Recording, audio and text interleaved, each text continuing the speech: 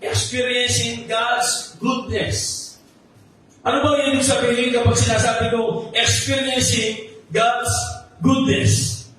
The goodness of God is one of the attributes of God, as well as the description of His very essence. Tama po ba? Alam niyo po mga kapatid, ang Diyos ay talagang mabuti. At isa po yan sa kanyang katangian ng Diyos ay mabuti at Diyos na pag-ibig. Kaya pag pinag-usapan natin yung nature ng Diyos, talaga po siya po ay mabuting Diyos, Diyos ng pag-ibig, at talaga po kahit ang tao minsan nagkukulang, hindi nagiging tapat, siya na nanatiling tapat. Alam niyo po ba, isang patunayan ng katibayan na ang Diyos ay talagang napakabuti kahit sa mga hindi mananampalataya, na ipapakita niya ang kanyang kabutihan. Tingnan niyo po, yung araw, sumisikat, hindi lang para sa atin, para sa lahat ng tao. Ang ulan, pag umuulan, hindi naman po yan sa mga mananampalataya.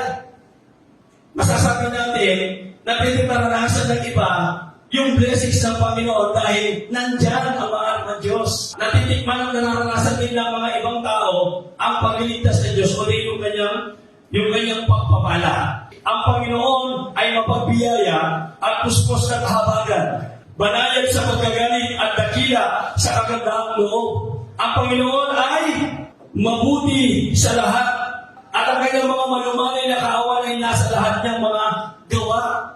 So ang Diyos po, mabuti siya, hindi lamang sa iyo, hindi lang sa akin, kundi sa lahat ng tao. In fact, gusto ng Diyos, lahat magsisi. Gusto niya lahat maligtas. Paano ba natin nararanasan yung kabutihan at kadakilaan ng Panginoon sa ating mga buhay? Salvation. Yung kanyang pagliligtas. O, He serves as our shelter or protection. Sustenance. O yung nagsusustain ng ating kailangan. And He gives strength o yung nagpapalakas sa bawat isa sa atin. Ang pinakamalaking karanasan sa iyong buhay, kundi ikaw ay nakakilala kay Kristo. Yung tinanggap mo siya sa iyong buhay bilang iyong Panginoon tagapagligtas, nung marinig mo ang Ebanghelyo ni Kristo. Shelter or protection. Ang Diyos ay nagiging shelter or refuge natin. Ako'y naging isang pagilagilala sa marami. Ngunit ikaw ang matibay kong kanlungan sa pag-iingat ng Panginoon sa atin. Hindi natin mabila kung ilang beses tayo niligtas ng Panginoon. Pero mga kapatid, pasalamat tayo. Dahil maraming beses sa ating buhay, yung pag-iingat ng Panginoon na kung paano ang inahin ng manok.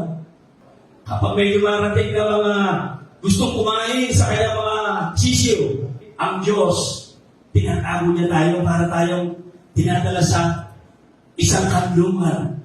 Mga kapatid, sa panahon ng kabagabagan, sa panahon ng problema, mayroon tayong Diyos na naghihintay sa atin at tumutulong sa atin. Pero mga kapatid, ang ating Panginoon ay napakabuti, naranasan natin yung kanya pong pag-sustain, yung kanyang blessing sa ating mga buhay, mga kapatid.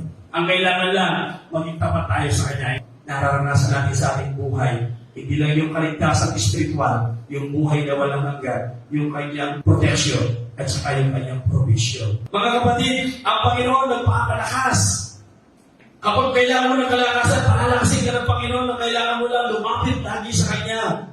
Alam niyo ba, isang paraan para tayong manatiling malakas. Lagi tayong manalangin. Huwag natin kalimutan. Lagi natin nilalahanin ng Diyos ay mabuti sa ating mga buhay. Yung paglingkuran ng Panginoon hanggang sa kamatayan, hanggang sa pagparito ng ating Panginoon, mga kapatid. Tuparin natin yung ating pangako sa Panginoon. Tuparin natin yung ating commitment sa Diyos. Surely goodness and mercy shall follow me all the days of my life. Gusto niyo po yan? All the days of our lives. Buong buhay mo.